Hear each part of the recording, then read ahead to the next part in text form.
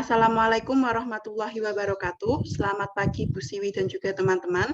Kami dari kelompok 4 akan mempresentasikan materi tentang uji asumsi klasik, normalitas, dan heterokedastisitas. Sebelumnya, anggota kelompok kami, yang pertama saya, Sinta Afifah Ramadan, NIM 140141936. Yang kedua ada Dwi Ayu Ulandari, NIM 140141937. Selanjutnya ada Rinita Milenia, NIM 140141938. Selanjutnya ada Nasya Salsadika, NIM 140141939. Dan yang terakhir ada Melia Faila Suswah, NIM 140141950. Pada kali ini cakupan pembahasan kita adalah yang pertama, pengertian uji asumsi klasik, yang kedua uji normalitas, dan yang ketiga ada uji heterokedastisitas.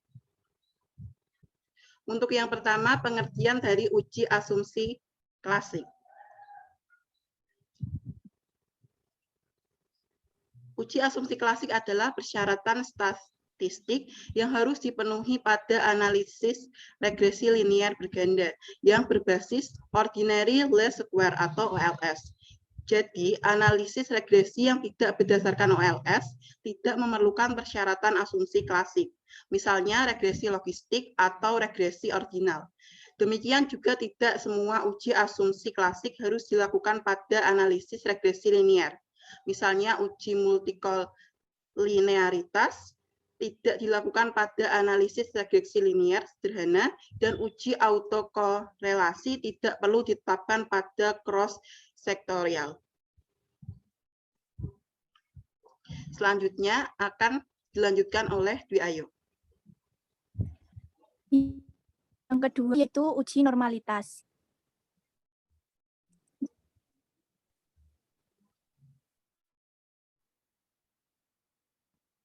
Next. Pengertian uji normalitas. Uji normalitas adalah untuk melihat apakah nilai tersebut berdistribusi normal atau tidak. Model regresi yang baik adalah memiliki nilai residual yang berdistribusi normal. Jadi, uji normalitas bukan dilakukan pada masing-masing variabel, tetapi pada nilai residualnya. Sering terjadi kesalahan yang jamak, yaitu bahwa uji normalitas dilakukan pada masing-masing variabel.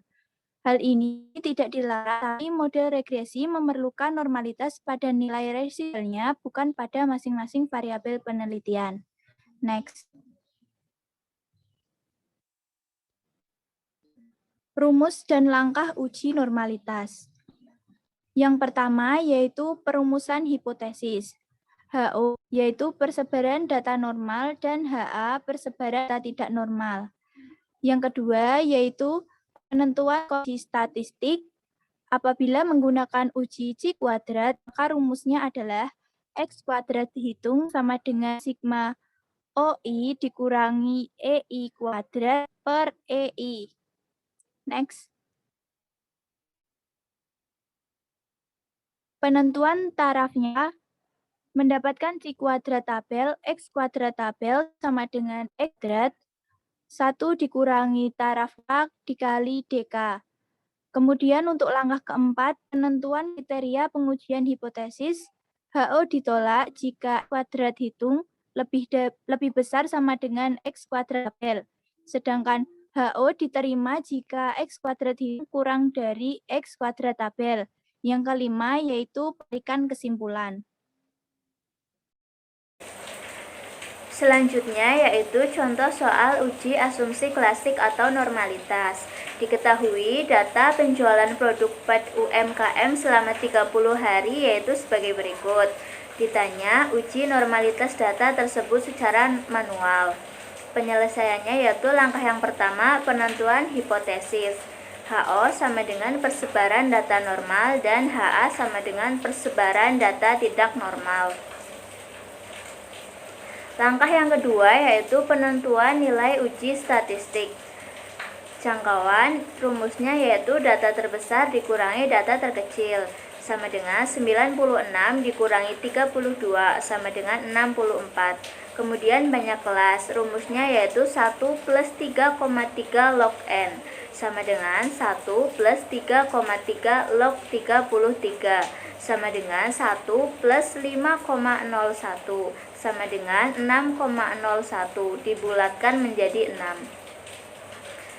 Kemudian panjang kelas yaitu jangkauan dibagi banyak kelas sama dengan 64 dibagi 6 sama dengan 10,6 dibulatkan menjadi 11. Kemudian membuat tabel A seperti pada gambar. Kemudian pencarian rata-rata dan standar deviasi. Rata-rata yaitu total FIXI per total FI. Sehingga rata-rata sama dengan 2024 dibagi 33 sama dengan 61,33. Kemudian menghitung standar deviasi.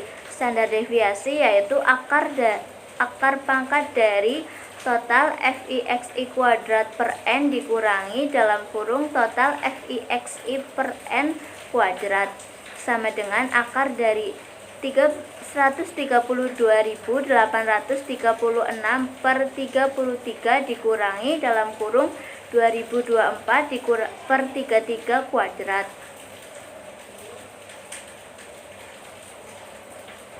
Sehingga ditemukan standar deviasinya yaitu sebesar 17,43.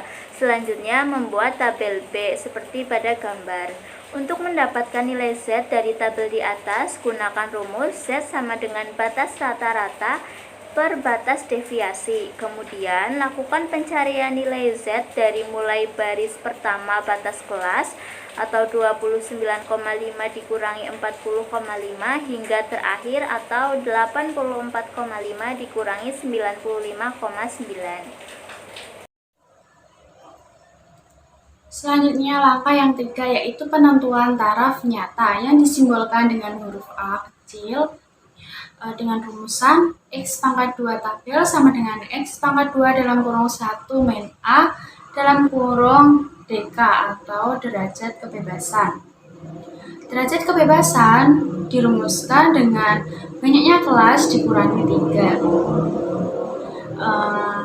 6 dikurangi 3 dihasilkan 3.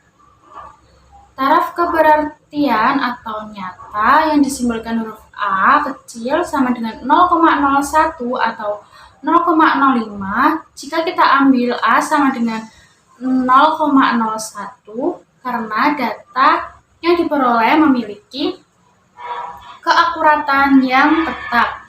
Maka X pangkat 2 tabel sama dengan X pangkat 2 1 min A dalam kurung DK atau derajat kebebasan dihasilkan dengan X pangkat 2 dalam kurung 1 dikurangi min 0,01 dikali 3.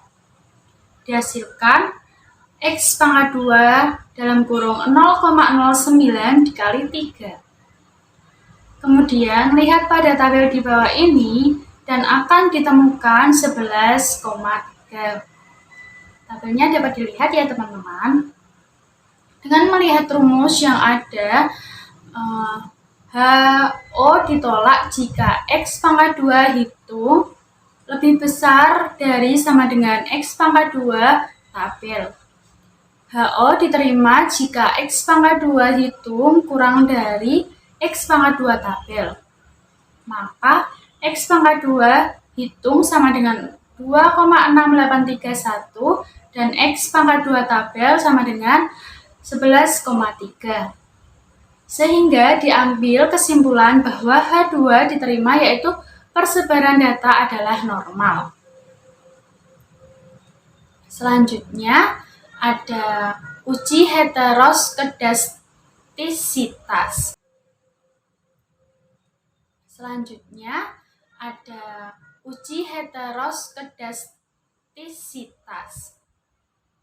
Uji asumsi klasik heteroskedastisitas digunakan untuk menguji apakah dalam model regresi terjadi perbedaan dari varians dari residual terhadap pengamatan yang lainnya.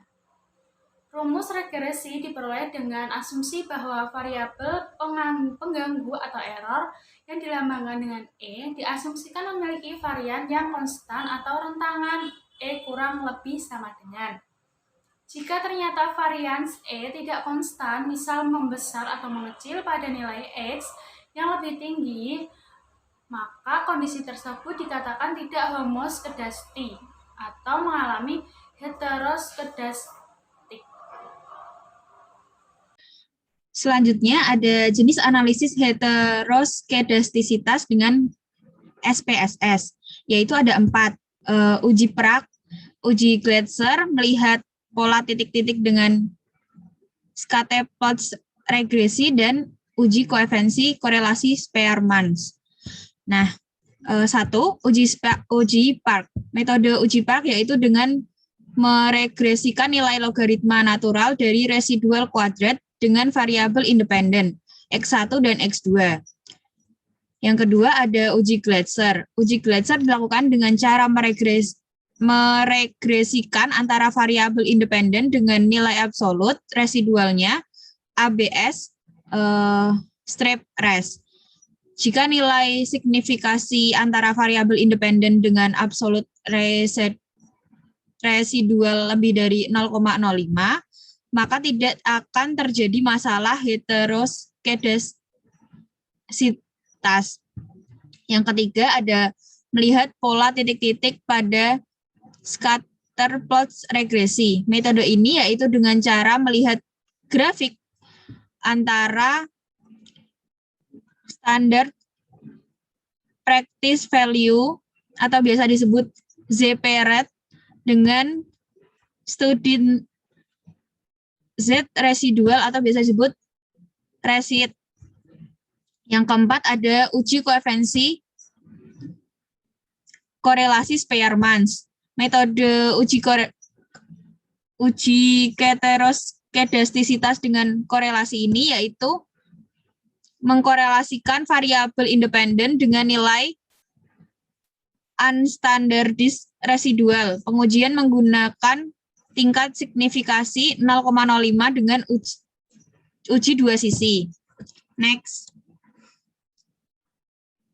Selanjutnya yaitu ada konsekuensi atau akibat dari adanya heteroskedastisitas, yaitu jika tetap dilakukan regresi dengan OLS, pada saat itu terjadi heteroskedastisitas, maka akan tetap diperoleh nilai parameter yang tidak bias. Selanjutnya, cara menguji adanya heteroskedastisitas, yaitu terdapat berbagai metode untuk menguji adanya heteroskedastisitas melalui uji grafik, uji Prague, uji Gletser, uji Spearmans, rank correlation, dan uji Lagrange multiplier atau bisa disebut LM. Tindakan yang perlu dilakukan jika variabel mengalami heteroskedastisitas yaitu dilakukan transformasi data. Salah satu model transformasi data itu sendiri dapat dilakukan adalah dengan melakukan transformasi logaritma normal, yaitu di mana semua data logaritma normal kan model regresi menjadi satu. Nah, mungkin sekian dulu presentasi dari kelompok 4 tentang uji asumsi klasik yaitu normalitas dan heteroskedastisitas. Apabila ada kesalahan kata maupun perbuatan kami dari kelompok 4, mohon maaf yang sebesar-besarnya. Wassalamualaikum warahmatullahi wabarakatuh.